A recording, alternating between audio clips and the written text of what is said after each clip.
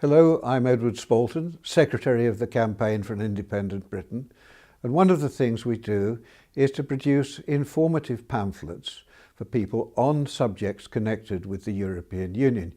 You may have seen our pamphlet on Parliament and the loss of its sovereignty called A House Divided, Can Parliament Serve Two Masters, the Nation and the European Union?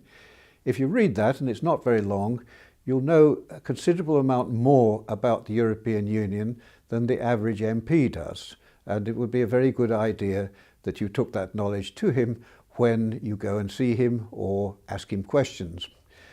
We've recently been looking into another area of our national life, and that is education.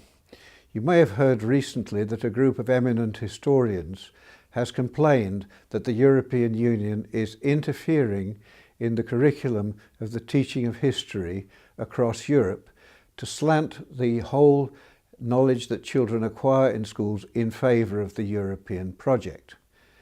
We looked at what was happening here and what was happening to the history curriculum.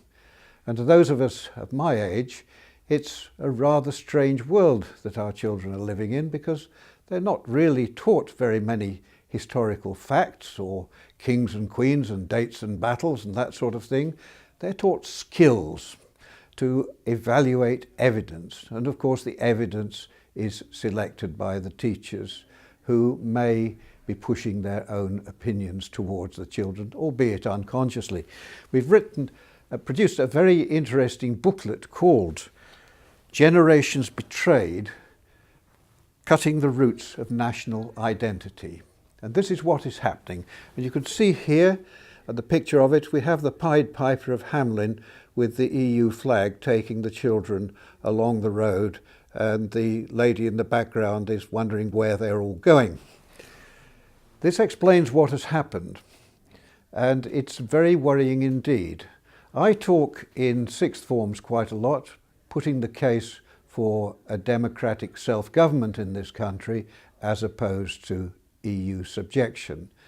And I find that the level of historical knowledge is not what we would have had in my time.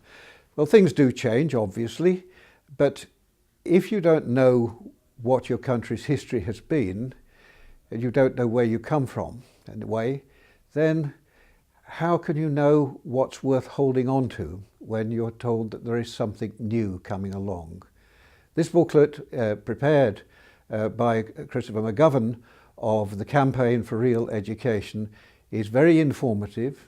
It's not an easy read, but if you're interested in what is happening to the instruction of our children in schools, you need to have a look at it. I do recommend it to you. And please bear in mind that this booklet was produced to be an improvement on what had gone before.